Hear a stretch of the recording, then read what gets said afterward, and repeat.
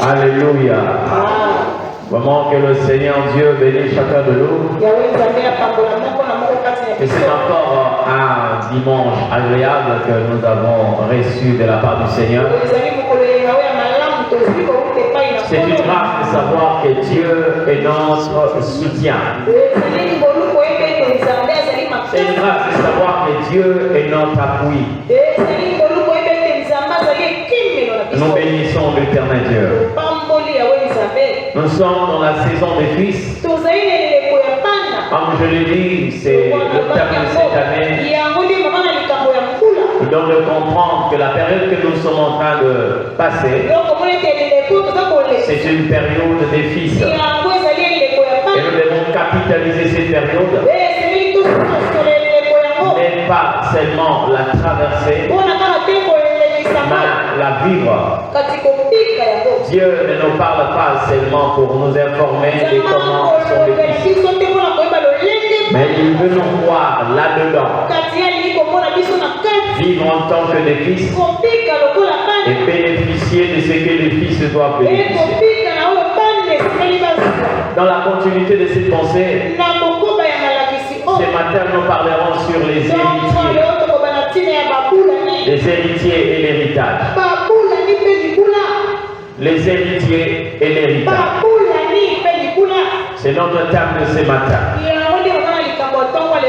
Les héritiers et l'héritage. J'aimerais lire avec vous un texte de la Bible. Genèse chapitre 15. Le verset 2 et le verset 4. Genèse chapitre 15. Nous prendrons le verset 2 et nous allons prendre aussi le verset 4. Si tout le monde est là, nous allons lire la parole du Seigneur. Genèse chapitre 2, chapitre 15 plutôt, 2 et le verset 4. Nous lisons la parole du Seigneur. Abraham répondit, Seigneur éternel, que me donneras-tu? Je m'en vais sans enfant, et l'héritier de ma maison, c'est Eliezer de Damas. Verset 4. Alors la parole de l'Éternel lui fut adressée ainsi. Ce n'est pas lui qui sera ton héritier, mais c'est celui qui sortira de tes entrailles qui sera ton héritier. Quelqu'un dit Amen. Amen. Amen. Ah, nous acclamons le Seigneur de Seigneur. Merci Seigneur. Les questions ici de l'héritage. Bien-aimés dans le Seigneur, lorsque nous parlons des fils, par rapport au terme de l'année, vous devez savoir que les enfants ont une autre qualité, des héritiers. Et lorsqu'on parle de l'héritage, c'est qu'ils sont concernés au premier rang. Ils sont d'abord des enfants. Alléluia. Ils ont la qualité des héritiers. Alors, vous devez savoir que nous aussi, les enfants des dieux, lorsque nous parlons des fils de Dieu, nous avons aussi un héritage en tant que fils de Dieu. Mais lorsque vous regardez sur le plan naturel, vous verrez que bien aimé, il y a beaucoup de personnes qui peuvent aujourd'hui avoir le titre des héritiers, mais qui ne savent pas posséder l'héritage. Je vais vous parler sur 4 choses par rapport à l'héritage et aux héritiers. Les premiers points que vous devez retenir, ce sont des réalités que nous connaissons tant dans les spirituels que dans les physiques. Le premier point, c'est que vous avez des héritiers sans héritage. Amen. Et lorsque vous interrogez les gens, ils vont vous dire que moi, mes parents ne m'ont rien laissé. C'est-à-dire qu'on est tout à fait d'accord que dans ce monde, il y a des héritiers sans héritage. Vous êtes d'accord avec moi? Et j'aimerais un peu parler par rapport à ces premiers points, parce que vous pouvez aussi n'y a jamais eu des héritiers sans héritage. Ça n'existe pas. Parce que les gens ont le regard focalisé sur le matériel. C'est comme ça qu'ils parlent des héritiers sans héritage. Mais l'héritage est d'abord spirituel. Avant qu'il soit physique. Donc lorsque on est descendant de quelqu'un, que vous le vouliez ou pas, vous avez reçu de cette personne quelque chose. Et c'est ça l'héritage. Amen. Il y a des ceux qui n'ont rien reçu en termes de bâtiment, en termes de compte en banque. Mais ce qu'ils ont reçu comme héritage, c'est la nature de leurs parents. C'est comme ça la Bible dit, la belle manière de vivre que vous avez hérité de vos parents. Donc c'est le premier point. Il ne faut jamais croire à cela. Il n'y a jamais des héritiers sans héritage. Jamais. Même si tu peux avoir un père qui ne te laisse rien, mais vous avez reçu quelque chose de lui. Est-ce que vous êtes d'accord avec moi qu'à l'époque où Jésus est né, il n'y avait aucune chose qui appartenait à David? Parce que Jésus est de la lignée de David. Qui était David? C'était un roi. D'accord? Mais comment c'est possible que celui qui était descendant de David, Joseph, puisse devenir un charpentier? Mais parce qu'il avait le sang royal. Dans ses veines coulait le sang royal. C'était un descendant du roi David. Et qui est devenu un charpentier. Physiquement. Peut-être qu'il n'avait rien. Parce que vous regarderez même l'offrande qu'il a apportée dans le temps. C'était l'offrande réservée aux pauvres. Parce que quand on amenait un enfant devant le Seigneur, ceux qui avaient des moyens pouvaient apporter un veau. Et ceux qui apportaient aussi des brebis. Mais il y avait une autre qualité de foi. C'était quoi? Une tourterelle. C'était une offrande réservée aux pauvres. Et le jour où on a amené Jésus au temple, on a présenté cette qualité-là. La tourterelle. D'accord?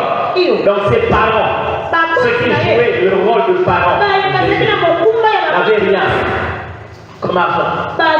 C'est d'accord avec moi que même à l'hôtellerie, il n'y avait pas de place pour le Christ. Il est né dans une crèche. Vous comprenez ce que je dis? Parce que ceux qui jouaient le rôle de parents n'avaient pas de moyens. Mais qui étaient ceux-là? Particulièrement David. C'était un descendant de David. Joseph était un descendant de David. De la famille royale. Et entre ses mains, il n'avait plus rien. Amen. Donc lorsqu'on parle de l'héritage, il n'y a pas que le matériel. Il y a aussi le spirituel. Mais nous devons nous mettre d'accord qu'il y a un bon héritage et il y a aussi un mauvais héritage. Je parle d'abord du spirituel. Il y a le bon héritage et il y a le mauvais héritage. Mais le bon, nous devons normalement nous en débarrasser. Et les mauvais, nous devons nous en débarrasser. Et les bons, nous devons l'embrasser. Et le garder. Deuxième réalité, il y a des héritiers. Non, je parlerai d'abord de l'héritage. Il y a un héritage sans héritier. Oui, il y a des héritages qui n'ont pas d'héritier. Le cas de notre père Abraham ici. Et il y a aussi un deuxième cas, c'était le cas d'Élisée. Vous allez me poser la question de savoir comment c'est possible. Oui, Élisée était dans ces cas. Il y avait un héritage, mais il n'y avait pas d'héritier. Or, lui-même, Élisée, il était un héritier qui a hérité de l'héritage d'Élisée. Mais lui-même, quand il a commencé à rendre ministère, Élisée n'a pas eu un héritier auprès de qui il pouvait léguer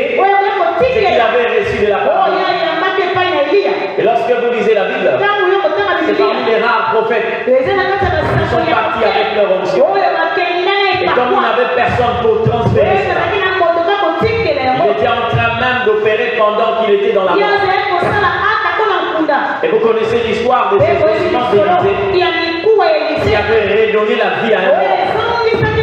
Or, à la place des ossements d'Élisée, on devait trouver normalement qui pouvait redonner la vie à un mort. Parce que dans la succession de ces ministères, vous allez vous rendre compte, Élie a ressuscité un mort. D'accord? Un enfant. Élisée a ressuscité un mort. Un enfant. Mais ça s'est arrêté là. Or, normalement, la troisième dimension, ça devait être Géasi, qui devait ramener à la vie un mort. Parce que c'était la même onction.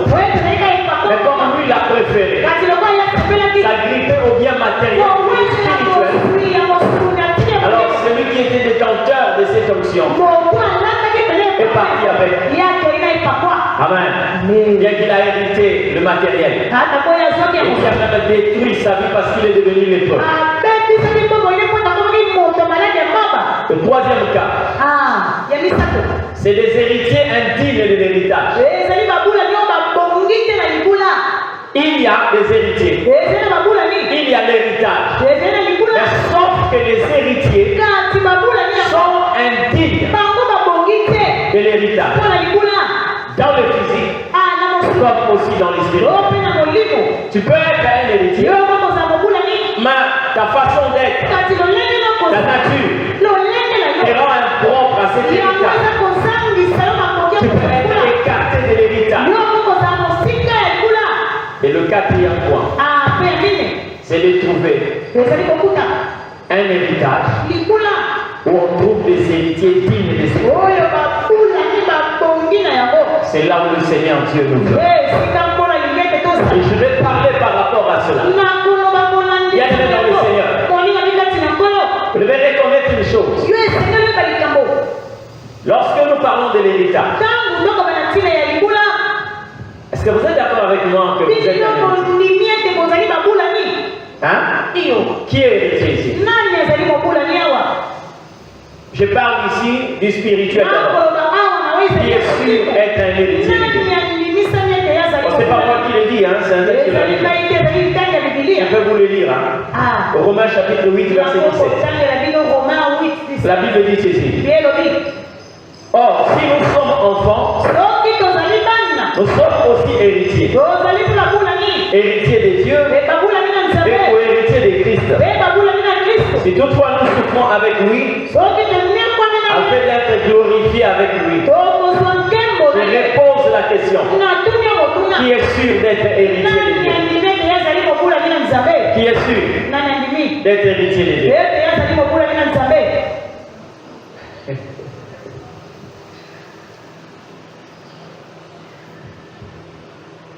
C'est pas grave. Mais vous allez vous rendre compte. Nous avons aujourd'hui beaucoup.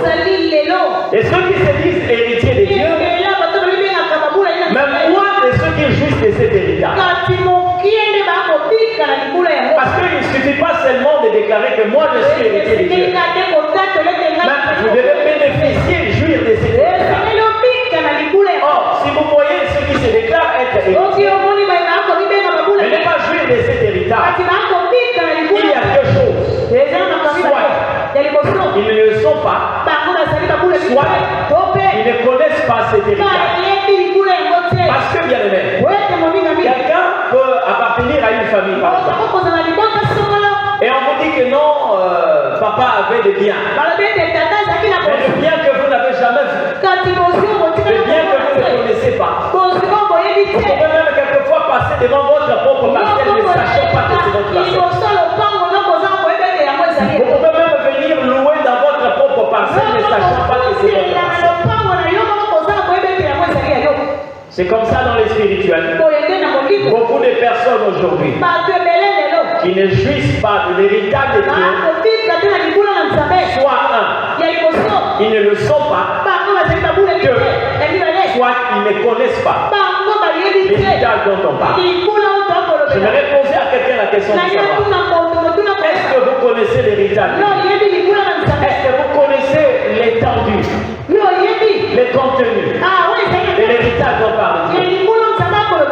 Amen. Si je pose ici la question de savoir qui peut me citer ne plus que 4 ou 5 contenus de l'héritage de Dieu, donc nous nous sommes héritiers et co-héritiers de Christ. C'est pourquoi vous voyez bien le même.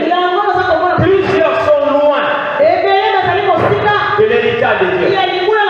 Plusieurs déclarent être héritiers, mais ils sont loin de vivre cet héritage. Qu'est-ce que vous appelez héritage? Qu'est-ce que vous connaissez sur l'héritage de votre père? Amen.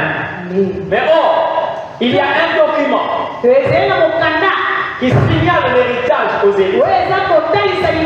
Ce document s'appelle le testament. Le testament. Au cas où quelquefois le papa sait qu'un jour il partira, il fait un testament. On peut savoir à ses enfants. On compte en banque. Les parcelles que j'ai. Voilà ce que j'ai comme bien à l'étranger. Ici, il peut signaler les RIB, c'est-à-dire le numéro de ses comptes en banque. Et tout. Il peut même commencer à répartir telle chose c'est pour telle chose c'est pour telle. Ce qui est dans tel pays, c'est pour tel. C'est ça le testament. Mais nous aussi, nous avons un testateur. Mais sauf que lui n'est pas mort comme nos pères biologiques peuvent partir. Le testateur est vivant. Qu'est-ce qui octroie aux héritiers la connaissance de l'héritage? Il n'y a que 2 choses qui peuvent nous renseigner sur l'héritage. Premièrement, il y a la parole de Dieu. La méditation de la parole de Dieu. Ceux qui méditent la parole de Dieu connaissent l'étendue de leur héritage et les contenus de cet héritage. Deuxièmement, il n'y a pas que le testament. Parce que quand je parle du testament, bien aimé, si le testateur est parti, nous aurons seulement le testament. Nous allons seulement lire le testament, c'est-à-dire l'Ancien et le Nouveau Testament. Mais pour notre cas, le testateur vit encore. C'est-à-dire pour mieux connaître ce qu'on appelle l'héritage, vous devez aussi parler avec le testateur. C'est pourquoi je parlerai de la méditation et la vie de prière. Notre testateur a tellement de richesses qu'il ne pouvait pas tout couler dans un livre. La Bible dit que le monde est dans sa main. Ça, c'est la grandeur du testateur. Maintenant, dites-moi un peu, quel est ce livre qui peut contenir toutes les paroles du testateur? Si déjà la Bible dit que le monde est dans sa main, le monde pas dans le sens de la terre. Non, mais l'univers est dans la main du testateur. Maintenant, vous croyez que la Bible pouvait contenir toutes les paroles? Déjà, en ce qui concerne la parole de Dieu, nous avons 2 catégories. Il y a le logos et il y a la réma de Dieu. C'est-à-dire le logos, c'est la parole qu'on a écoulée dans la Bible sous forme de testament. Mais la parole logos, c'est ce qui sort de la bouche de Dieu sans quelquefois que vous puissiez trouver dans la Bible. Et ceux qui peuvent posséder ces paroles, ce sont ceux-là qui sont en permanence en train de dialoguer avec le testateur. Il nous fait savoir des choses qui sont au-delà de ce qu'il a écrit. Oh, je bénis Dieu. Parce que quand vous lisez tous les livres de la Bible, de Genèse jusqu'à Apocalypse, vous prenez les 5 livres de Moïse, vous prenez les prophètes, vous prenez les psaumes, vous prenez les évangiles, les épîtres, l'Apocalypse, les livres prophétiques. Vous allez voir, tous les livres ont une conclusion. Tous les livres ont une conclusion. Un seul livre, les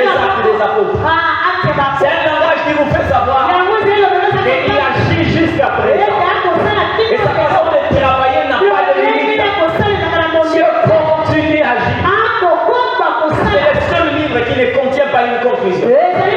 Parce que Dieu continue à travailler. Alléluia.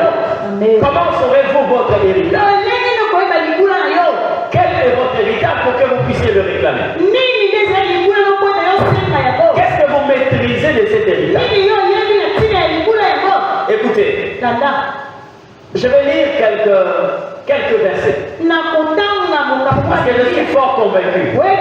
Si je commence à pointer du doigt chaque personne ici et donner ne fût que 5 éléments de cet héritage, il y aura des rédits ici. Les gens qui vont commencer à redire, non, c'est ce que lui a dit. Oh, la Bible est tellement vaste. Est-ce que vous savez qu'il y a des promesses qui font partir de votre héritage? Les promesses que Dieu a fait que nous devons normalement le considérer comme un héritage. Écoute un peu ce qu'il dit. Toute arme qui sera forgée contre toi sera nulle et sans effet. Toute langue qui se lèvera en justice contre toi, tu la condamneras. La suite de la Bible dit quoi? Quel est l'héritage? Amen. Quel est l'héritage? Donc, même dans cet héritage, il y a des promesses. Dans l'héritage, il y a aussi l'étendue. Donc, dit ceci, demande-moi, je te donnerai les extrémités de la terre comme possession et les nations comme héritage. Vous comprenez ce que je dis? C'est-à-dire, lorsque vous connaissez votre héritage, vous pouvez commencer à le réclamer.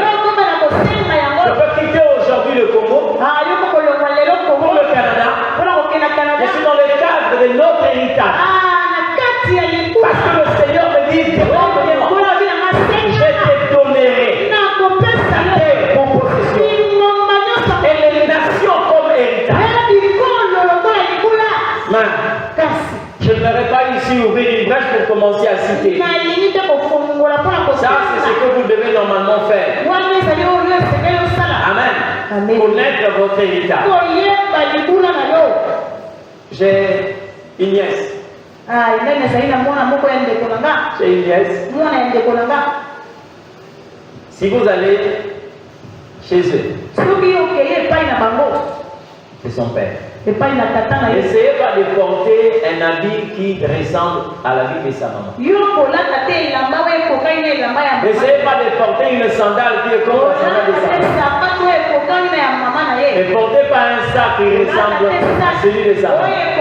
Parce qu'elle a l'intuition, elle a pensé de ravir tout ce qui appartient à sa mère. Et à le moment que quand on veut la provoquer, quand sa mère est là, vous prenez seulement son sac, vous devez porter seulement ses sandales. Vous allez voir comment elle va se comporter. Mais bien aimé, mais nous pouvons tirer quand même une leçon.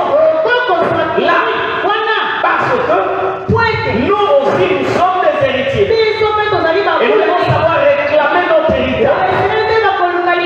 Et quand le diable qui est reconnu comme un usurpateur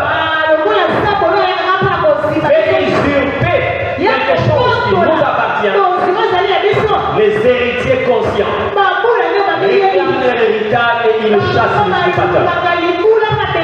Alléluia. Mais quand j'ai lu ce texte de la Bible, je ne saurais pas ici vous citer vraiment tout ce que nous avons comme héritage. Ça, c'est vraiment un devoir que tu dois commencer à faire si tu ne connais rien sur toi. Quand nous lisons ce texte de la Bible, écoutez-moi très bien. Qui est d'accord avec moi qu'au verset 15, on a déjà un Abraham qui est béni et riche? Vous êtes d'accord avec moi? Déjà à partir du 14e chapitre, la Bible dit quand Abraham est allé libérer les captifs de Sodome. Comment? Entre les mains de ces méchants rois et ses coalitions, le roi de Sodome a proposé de donner à Abraham les richesses. Abraham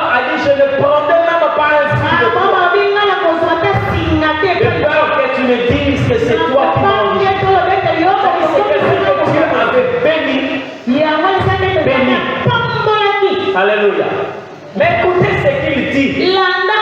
Au chapitre 15. Lorsque vous lisez le verset 1, on dit après ces événements. Mais le verset 2. Abraham répondit. Seigneur, que me donneras-tu?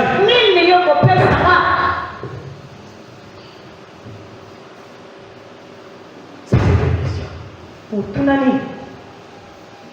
Que me donneras-tu?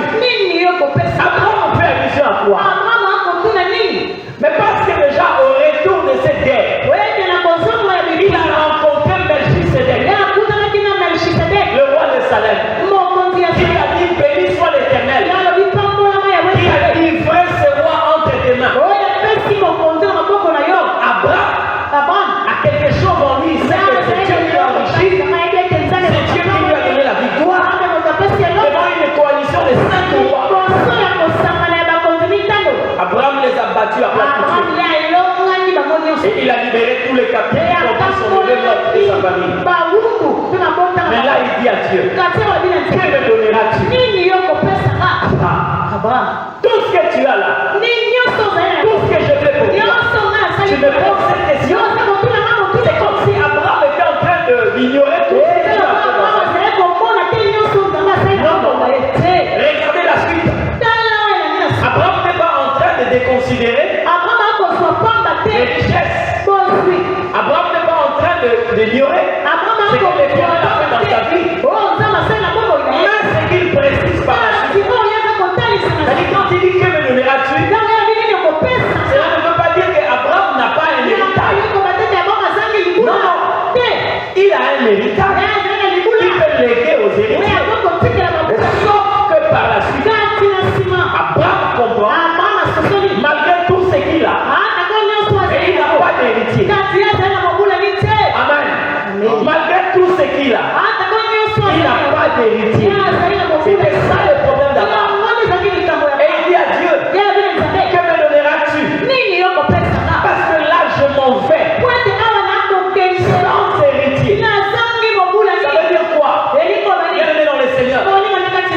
Aujourd'hui, même dans l'église, la volonté, le désir de plusieurs personnes, c'est de se constituer un héritage.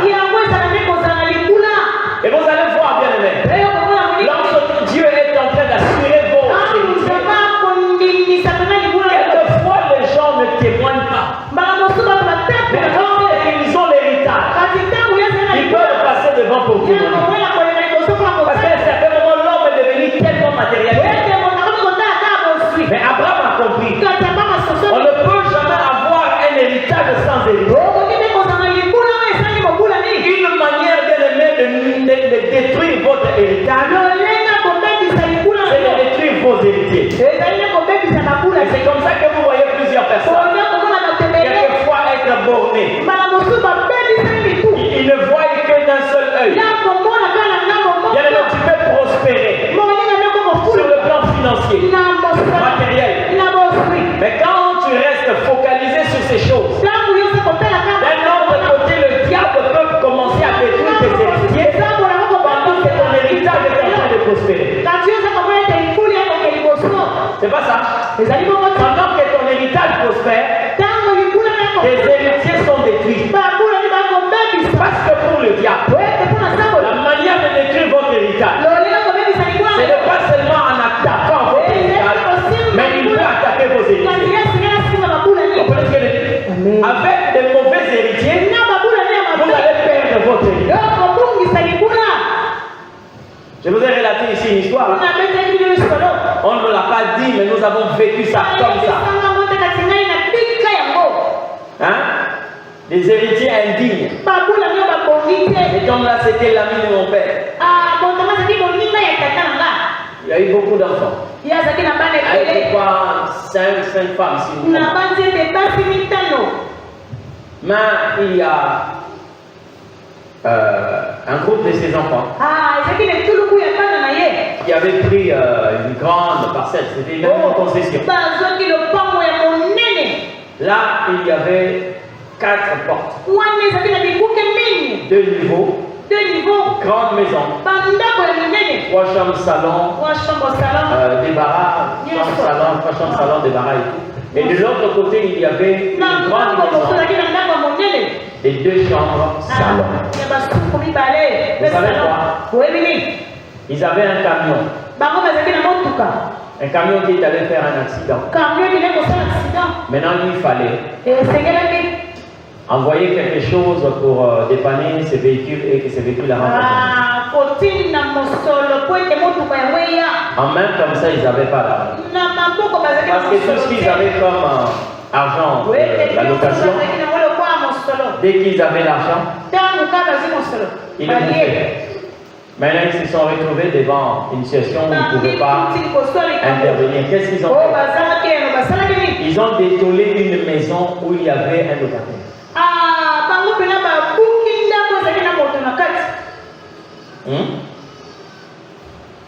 Ils ont sorti le locataire parce qu'ils avaient trouvé quelqu'un qui était prêt à acheter des tôles. Ils ont décollé une maison de 2 chambres salon.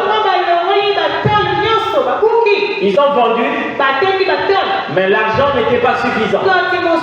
Ils ont vendu des chevrons. C'était pas suffisant. Et quelqu'un leur a proposé de vendre des briques. Ils n'avaient pas de briques stockées. Ils devaient commencer à démolir la maison pour essayer de récupérer des briques. Au moins niveau, il y a envoûtement. Quand tu n'as pas des héritiers, bâti est fait. Ils seront là pour détruire l'héritage. Ces jours-là, je ne sais pas si je revenais d'où, on est venu trouver une maison construite il y a de cela au moins 27 ans. À terre. Il faut récupérer combien de briques? Combien? Ils ont récupéré combien de briques? Moins d'une centaine. Mais ils ont mis une maison à terre. Parce qu'ils ont vendu des tôles. Ils ont vendu des chevrons. Et ils ont vendu des briques.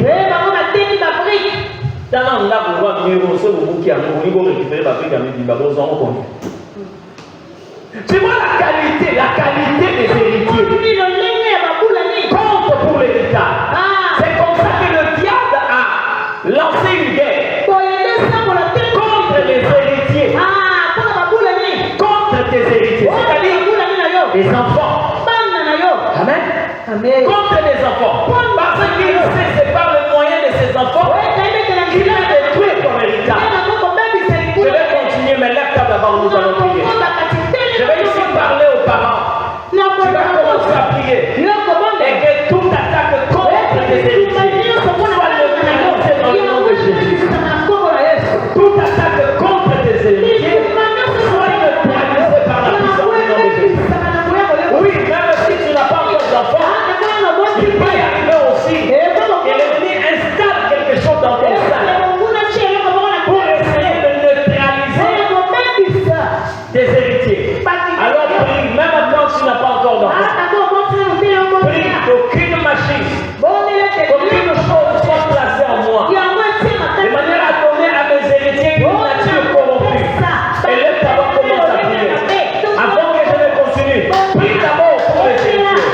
Et déclare tout combat contre les héritiers. Nul est sans effet dans le nom de Jésus. Gloire te soit rendue, prince de paix. Non, et laisse d'abord prier le Seigneur. Prie le Seigneur qu'aucun combat dirigé contre mes héritiers ne peut aboutir au nom de Jésus. Aucun combat, au nom de Jésus. Que mes enfants seront sécurisés, mes descendants seront sous protection divine. Et tout ce qui est contraire à la volonté de Dieu soit neutralisé par la puissance du nom de Jésus. Oui, il n'y a pas que tes enfants, mais tu peux aussi prier pour tes frères. Tu peux aussi prier pour tes soeurs. Que vous puissiez être les héritiers. Digne de cet héritage. Ceux qui ne vont pas régresser, mais ceux qui vont commencer à avancer. Dans le nom de Jésus. Prie le Seigneur. Déclare-le dans ta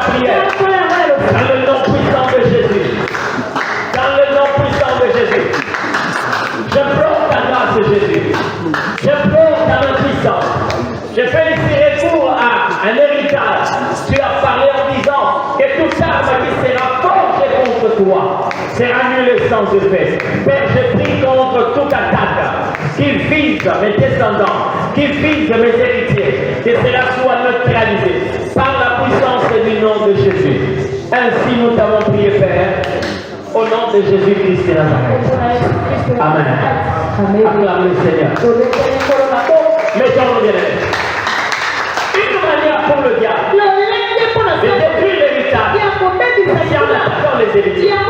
Quand il attaque les héritiers, il sait que l'héritage sera détruit. Moi, j'ai grandi à l'Ukraine. Jusqu'aujourd'hui, je suis là. Mais qu'est-ce qui se passe? Bien aimé, la plupart de ceux qui étaient autour de nous étaient des foutistes. Le garde du corps, le conseiller, le commissaire d'État, le ministre comme aujourd'hui, le commissaire du peuple, le commissaire des hommes, et donc, ils étaient là, partout. Mais vous savez bien, ce qui se passe aujourd'hui, c'est impensable. Et inadmissible. Amen. J'ai même un qui était non loin de chez nous. Son père était commissaire des hommes, commissaire d'État aux finances. Vous savez quoi? Il a vendu 2 grandes parcelles appartenant à son père. Vous savez ce qu'il a fait avec l'argent? Il a commandé la cocaïne. Ce n'était pas pour vendre, c'était pour se droguer. Amen. Et lorsque vous regardez la manière dont il a hypothéqué l'héritage de son père, vous ne pouvez pas l'imaginer. Il y a un autre, on était dans la même parcelle. Ils ont vendu la parcelle. Bien aimé, si je vous le dis, je ne sais pas.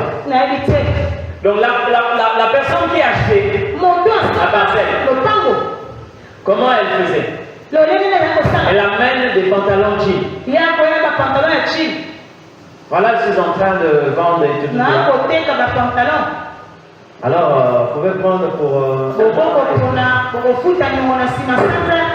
celui-ci prend 3. Et ici prend 4. J'ai aussi des baskets. Prêt. La prochaine fois. J'ai des t-shirts. Des chemises façonnables. Bien aimé. Jusqu'à un jour. Il est venu la vie. Est-ce que vous savez, vous avez combien? Non, bon, de toute façon, on est en train de vendre cette partie-là. On va vous donner l'argent. Vous vendez ça à combien? 11 000 $. Vous aurez le prendre, hein, il peine. Même si c'était 10 mètres sur 10. 11 000 $. Mais bien aimé, une parcelle plus grande que celle-là. Elle a commencé à faire des calculs. Déjà, bon, on a essaie de quoi 2000. 2000. Mais je vais chercher quelque chose pour vous donner de manière à ce que nous puissions. Elle a vendu une voiture. 1500. Ah, bah, c'est vraiment 1500. La prochaine fois quand elle vient, j'ai des ensembles jeans.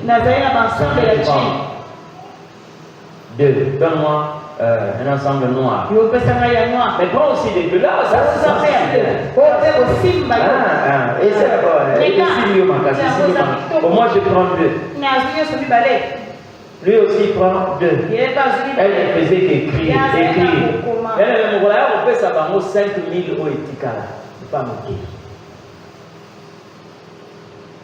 Hein? Oh. Il dit non, l'argent, c'est fini, regarde. Bon, aussi, Total. 11 000.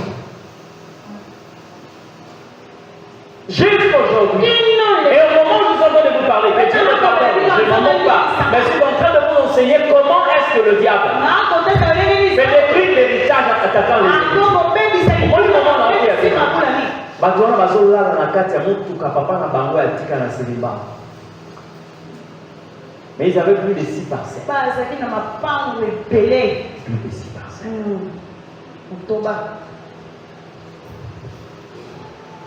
Les héritiers et l'héritage. C'est pourquoi tu dois sécuriser. Tu dois veiller sur tes héritiers. Écoute-moi très bien. Je parle ici aux enfants. Vous qui êtes sous le toit parental. À un certain moment, vous ne comprenez pas la dureté de vos parents. Ce n'est pas parce qu'ils ne vous aiment pas, mais parce qu'ils tiennent tellement que vous soyez les héritiers dignes de l'héritage.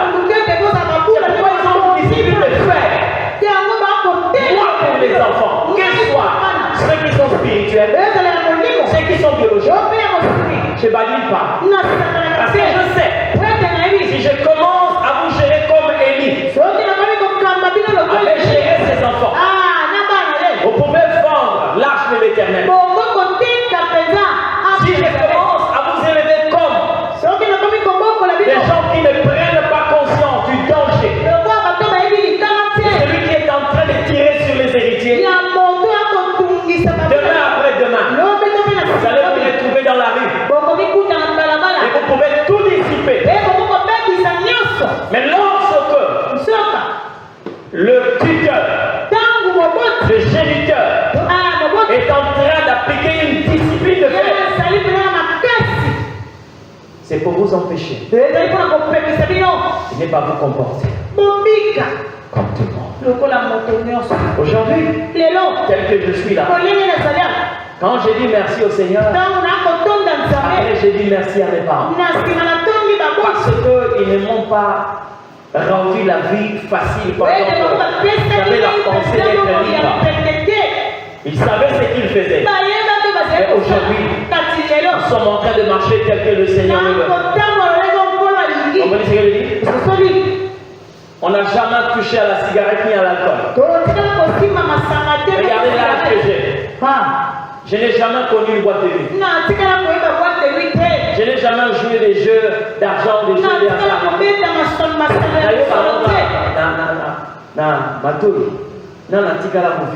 Vous savez pourquoi? Parce qu'il y a des gens qui tenaient à ce que je ne puisse pas découvrir cette vie.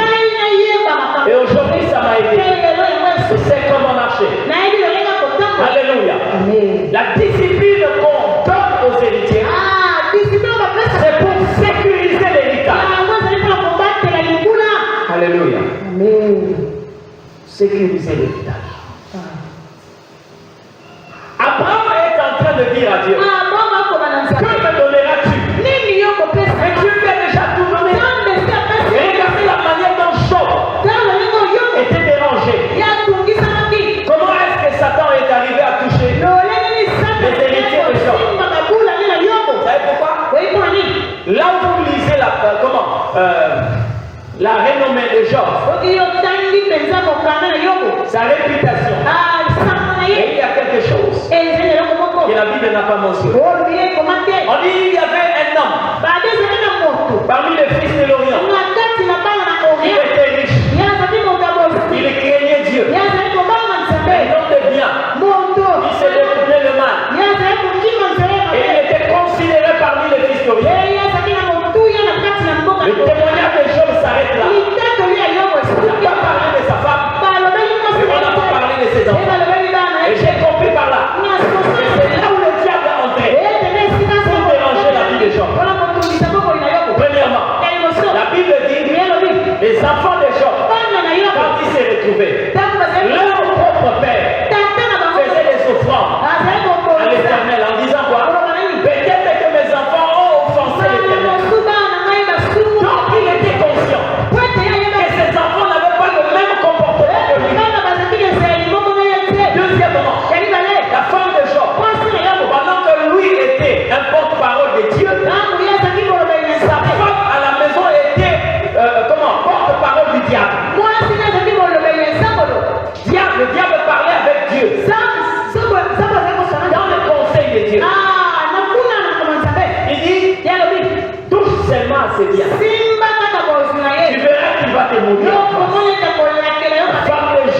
pas là. Job aussi n'était pas. Mais on parlait que les dieux, les fils de Dieu, les anges et le diable étaient. Mais curieusement, quand Job commence à vivre tout ça, jusqu'à voir une santé touchée, la femme de Job dit, pourquoi est-ce que tu n'insultes pas Dieu? Ces paroles sont sorties de la bouche de Satan. Insulte, il va t'insulter. Mais c'est la femme de Job qui dit à Job, insulte Dieu et meurt. Nakufa koyotika. Hein? Nakufa koyotika de primera yo. Tito okende biso mibali.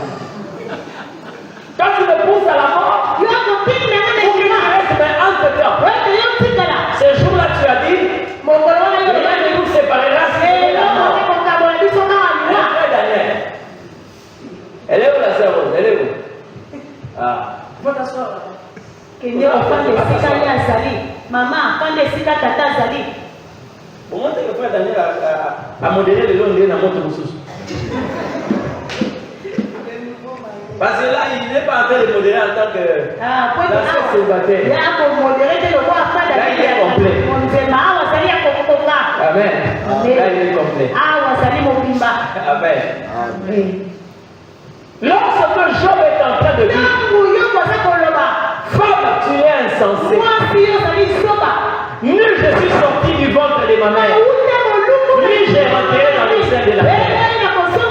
Donc, si je me disais là, c'est pour les cimenter. Ok? Ah, nous formons une seule chair. Dans le meilleur et dans le pire. Seront là. Hein? Ton pied, mon pied.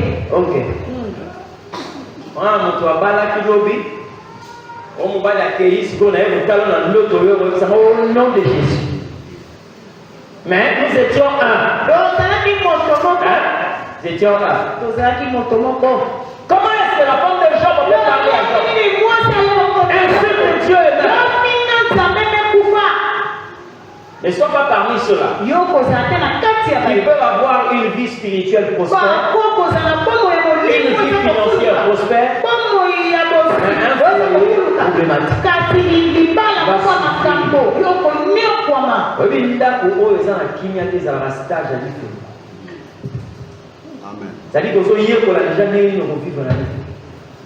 Amen. Amen. C'est pourquoi tu n'as pas encore fini. Et que le Seigneur Dieu te remercie. Amen. Abraham dit à Dieu, que me donneras-tu? Mais là, je m'en vais sans héritier. Je n'ai pas d'enfant. Et il mentionne quoi?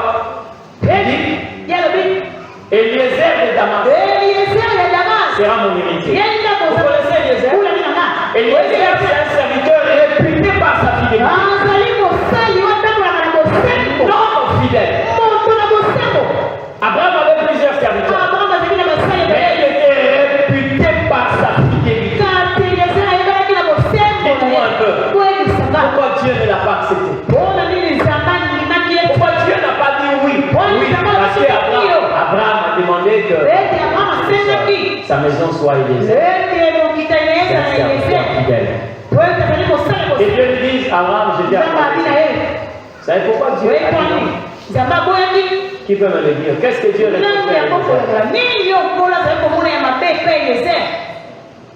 Hein? Il était traître. Il était hypocrite. Voleur. Il est connu comment? Un homme intègre. En ce qui concerne l'héritage, Dieu a dit non. Je vais te dire une chose. Nous avons ici un serviteur que l'on voit, qui existe, qui est visible, et un enfant qui n'est pas encore visible. Isaac. Mais Dieu préfère rejeter la demande de celui qui est déjà là, au détriment de celui qui n'existe pas. Il faut gérer quelque chose que tu vois. Et c'est que tu es en train d'illusionner. j'attends les shawarma. Oh, je suis en train d'attendre les shawarma. Oh, parce que peut-être vous allez l'autre voyager. Mais Dieu refuse. Il dit non, non. Et les frères de Damas, nous avons ici un serviteur et un fils. Ça veut dire quoi?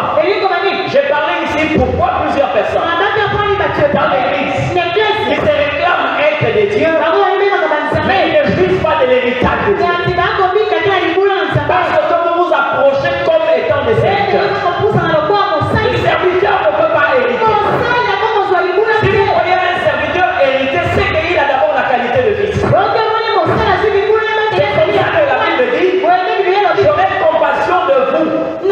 Comme un père a compassion de ses fils. D'accord. Donc ils sont d'abord fils, et puis ils servent. Lorsque vous voyez le père leur donner quelque chose, ce n'est pas comme des serviteurs, mais c'est comme de fils. Amen. Amen. Dieu préfère rejeter la demande d'Abraham, qui lui présente un homme intègre, au détriment d'un fils qui n'existe pas.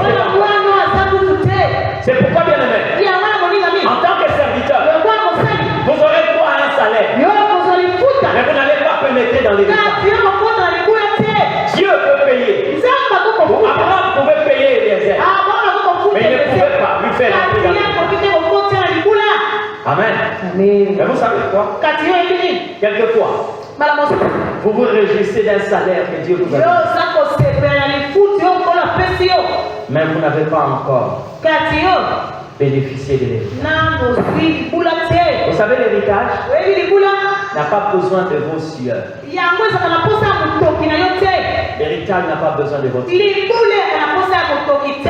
La sueur, c'est le salaire. Mais l'héritage, c'est le sang. Amen. Vous voyez l'héritage comme ça.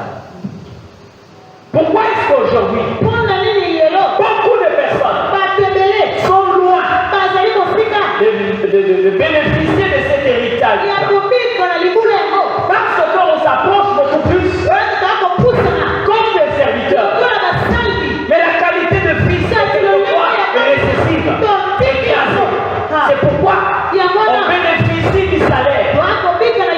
On bénéficie de ce que le Seigneur peut avoir. Et vous comprendrez le langage du fils prodigue. Il a dit quoi? Je ne suis plus digne d'être appelé ton fils, mais traite-moi comme l'un de tes mercenaires. Et c'est la vie de plusieurs personnes aujourd'hui. Amen. Vous savez la mutation de ton boga? Voilà, nous sommes salés dans le temps. Le quoi qu'on s'en dans le oui. Et les années, ça nous va le mais pas dans le amen. Ok? Moi, la soirée, je suis alors, il y a des samzam. Hein? Nous attaquons, je ne comprends pas. Il y a des gens mais soit on y a la vie, pourquoi? C'est un peu aux autres tombeaux, au salini, à Odin, à Salin, au thé, mais ils ont de la vie. Amen. Voilà, ma Amen. Amen. Amen. Vous devez savoir. Je l'ai dit une fois ici. Dans une maison où il y a un domestique et des enfants. Si par exemple le père demande à ces deux qualités de personnes de soulever une table, il appelle un enfant et il appelle un domestique. Il dit venez m'aider à soulever cette table. Le fils est ici, le domestique est là. Les trois soulèvent la table. Le domestique est en train de soulever parce qu'il attend un salaire à la fin. Mais le fils est en train de soulever parce que c'est son héritage. Quelquefois à la fin, le père peut sortir l'argent et donner au domestique, mais ne rien donner à l'enfant. Parce qu'il est compté parmi les héritiers. Amen. Mais l'homme, quelquefois, on est en train de partager, répartir l'héritage. Le domestique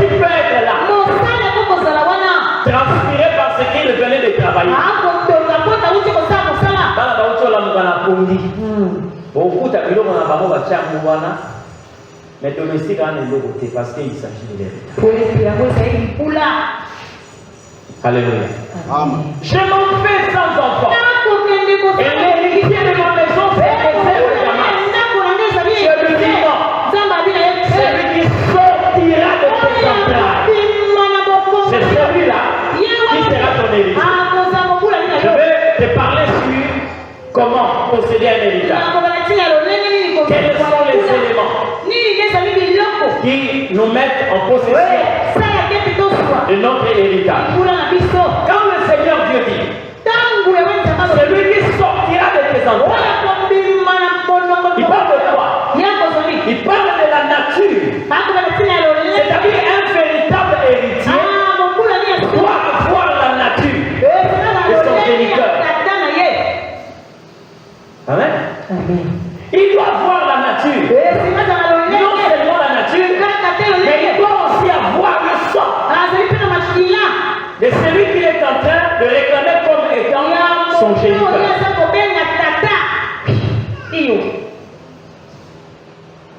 Amen. Il doit avoir la nature. Parce qu'il sort des entrailles du testateur. Sort des entrailles. Est-ce que vous avez entendu le Seigneur Dieu dire, je suis sorti de mon Père? Vous avez entendu ça? Ça veut dire, celui qui voit l'héritier voit le propriétaire. C'est comme ça que Jésus disait, celui qui m'a vu a vu le Père. Alléluia. J'aime ce que Dieu dit dans le livre de Genèse. Quand il a parlé aux arbres, il a dit que la terre produit des arbres. Que ces arbres-là portent des semences. Et que ces arbres-là soient, que ces arbres-là aient des fruits. Et que chaque fruit possède la semence de cet arbre. Bien aimé. Vous savez, il y a des moments, quelquefois, on peut se dire, voilà, moi je suis le fils de Dieu. Que ce soit des fils spirituels, vous pouvez vous réclamer appartenant à un père. Mais quelquefois, ce n'est pas votre père. Écoutez-moi très bien. Vous connaissez la couveuse? On peut prendre l'œuf d'un aigle et aller passer sous la couvée d'une poule. Elle sera là pour chauffer, pour permettre le développement de ces aiglons. Lorsqu'à l'éclosion, l'aiglon sort, l'aiglon sait que sa maman, c'est la poule. D'accord? Et il va commencer à suivre la poule. Quand il sent que dans son jeune âge, il est déjà plus costaud que sa maman. Et vous allez remarquer ça. Et je vais vous dire une chose. Mon père spirituel, et ça a quelquefois qui a oui. La preuve. Comment tu vas savoir que ce n'est pas ton géniteur? Parce que la poule va commencer à donner au poussin des graines de riz. Ok?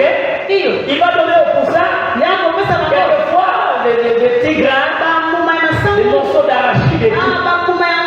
Et quand le poussin sont en train de picoler, d'accord? Quelquefois ils sont rassasiés. Avec 25 grains de riz, son petit estomac est déjà ils peuvent rester là. Mais l'aiglon, même s'il mange un gobelé de riz, vous allez entendre qu'il va commencer à toucher de riz. Parce qu'il n'est pas rassasié. C'est-à-dire, on lui a pris seulement à manger le riz.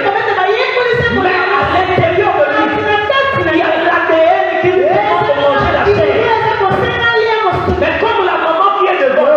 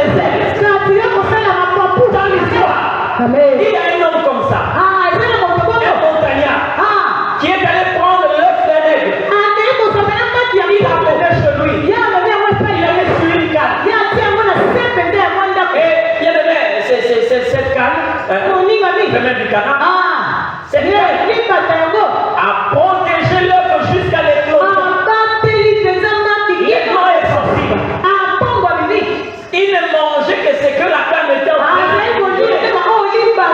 Mais lorsque les canetons se réfugiaient sous leur mère, lui n'avait pas de place. Parce qu'il était tellement bon. Quand il veut rentrer sous les ailes de sa maman, maman doit s'élever parce que c'est comme une pierre qu'on est en train de voir dans la chez elle. Chaque fois, pendant que les canards, les canetons, les cannes dorment, l'aiglon ne fait que pousser les cris parce qu'il a. Il n'est pas rassasié. Il a faim. Alors cet homme-là s'est dit, de toute façon, il ne représente plus un danger, il est déjà habitué, il est domestiqué. Avant, on était en train de lui couper, mais après on l'a laissé. Parce que, bon, il était en train de marcher comme un canard. Il marchait à terre. Vous savez que l'aigle a une vision personnelle. Un jour, pendant qu'il était dans la cour, avec les canards, un aigle passait au-dessus loin là-bas. Et il a regardé, il s'est rendu compte qu'il y a quelqu'un qui a sa nature. L'aigle a poussé un cri. Quand l'aigle pousse un cri, alors que les canards vont se dissiper. Mais lui, il l'a entendu par les oreilles. Lui, il l'a entendu par le cœur. C'est qu'il a percé son cœur. L'aigle s'est rendu compte que ici, ce n'est pas ma place. Il a commencé à battre les ailes. Il a regardé l'aigle qui est dans sa vie. Il s'est retrouvé sur le mur. Et après, il a battu les ailes. Il a commencé à monter. Donc, il a réalisé. Et ici, ce n'était pas ma place. Le jour où tu rencontres celui qui est un père pour toi, lorsque tu l'entendras parler, tu comprendras que c'est une connexion. Alléluia. C'est une connexion de la sémence. Et tu te rends compte que ma place, ce n'est pas ici. Ma place, c'est là-bas. Alléluia. Amen. Les héritiers. D'abord voir la nature du testateur, le propriétaire de l'héritage. Tu dois le ressembler. La première des choses, c'est d'avoir sa nature. Parce que la première richesse qui assure l'héritage, c'est la nature de l'héritier. La nature de l'héritier. Vous savez, il y a des gens qui ont mis à terre certaines entreprises. Hein? Tout simplement parce que ils n'ont pas eu la nature de celui qui a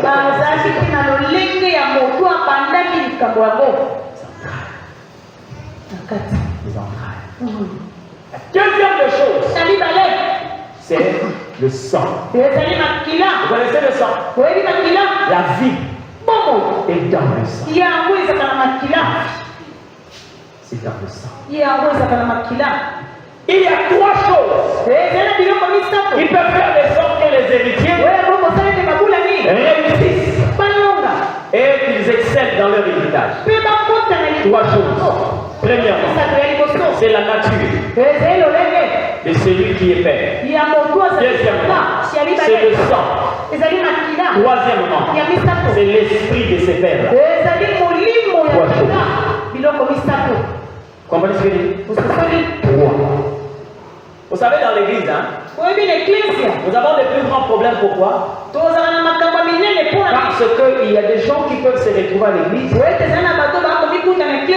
mais qui n'ont pas cette nature. Amen. Qui n'ont pas cette nature. Et vous allez le remarquer. Quand vous n'avez pas la nature et cet héritage, vous allez faire des choses par forcing. Mais or, lorsque cette chose est dans votre cœur, personne ne va vous forcer à le faire. Dites-moi un peu. J'ai entendu quelqu'un me poser une question sur la dîme ou comment. On nous dit que voilà, il ne faut pas payer la dîme.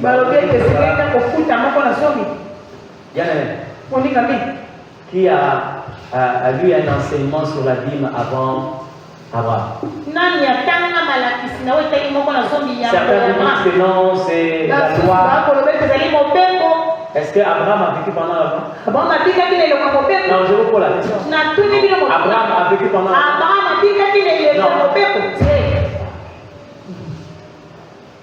Mais dites-moi un peu. Où est-ce qu'Abraham a suivi cet enseignement? Est-ce qu'il a suivi ça? Vous avez vu quelque part là où le Seigneur est en train d'enseigner à Abraham sur la vie?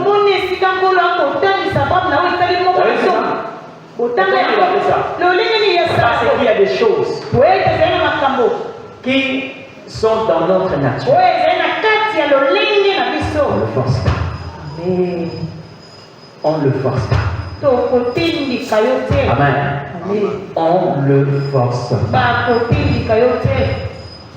Peut-être qu'on va besoin de camarades ici.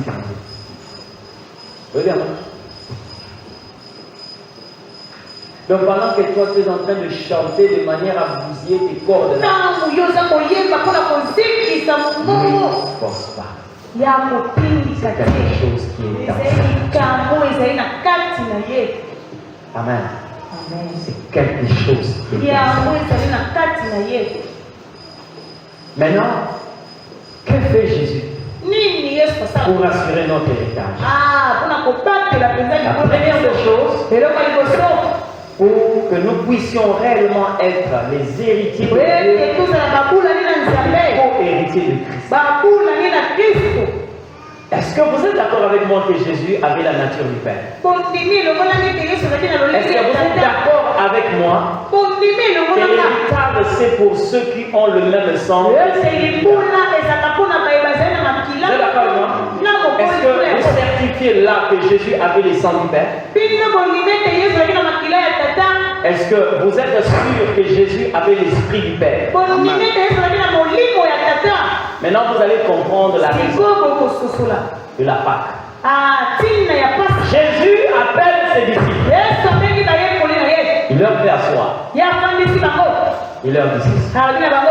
Prenez ceci. C'est ma chair. Mangez.